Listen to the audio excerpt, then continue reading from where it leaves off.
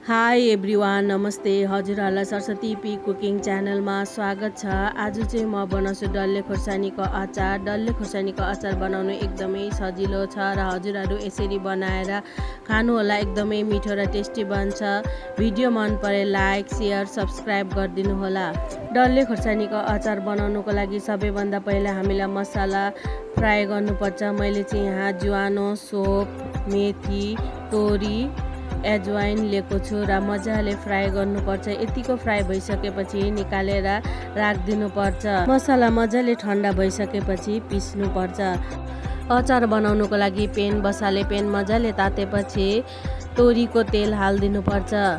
तोरीको तेलमा अचार बनायो भने एकदमै मिठो हुन्छ र मैले यहाँ डल्ले खोर्सानीलाई मजाले घाममा सुकाएर लिएको छु। चक्कुको सहायताले डल्ले खोर्सानीलाई मजाले काटेर लिनुपर्छ र तेल मजाले तातेपछि जिरा फोरन हालिदिनुपर्छ र मेथी हालेर मजाले रातो हुन्जेल फ्राई गर्नुपर्छ। काटेर राखेको लसुन र अदुवालाई घाममा मजाले सुकाएर लिनुपर्छ र जिरा र मेथी मजाले रातो भएर फ्राई भइसकेपछि काटेर राखेको लसुन र अदुवालाई हालिदिनुपर्छ र रातो हुन्जेल फ्राई गर्नुपर्छ। यतिको रातो भएर फ्राई भइसकेपछि काटेर राखेको डल्ले खोर्सानीलाई हालेर मजाले मिक्स गर्नुपर्छ।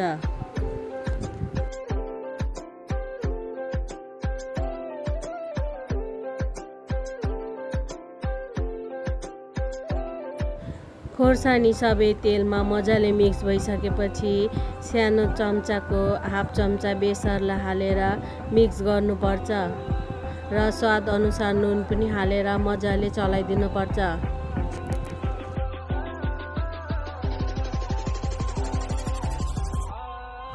बेसर र नुन मजाले मिक्स भइसकेपछि ठुलो चम्चाको 2 चम्चा रातो खोर्सानीको धुलोलाई हालिदिनुपर्छ र फ्राई गरेर राखेको मसलालाई पनि पिसेर हालिदिनुपर्छ।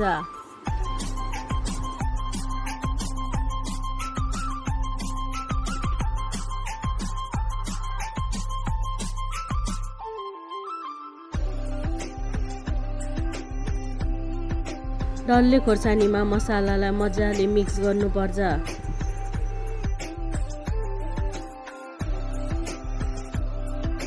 मजाले मिक्स गरिसकेपछि टिमुरको धुलोलाई पनि हालेर मजाले चलाइदिनुपर्छ।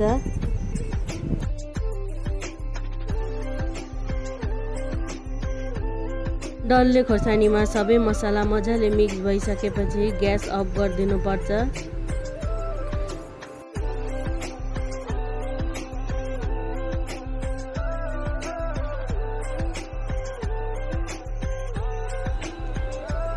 अचारलाई सेलाउनुको लागि राखिदिनुपर्छ। अचार मजाले सेलाइसकेपछि ठुलो चम्चाको 2 चम्चा भिनिगर हालिदिनुपर्छ र भिनिगर हालेर मजाले मिक्स गर्नुपर्छ।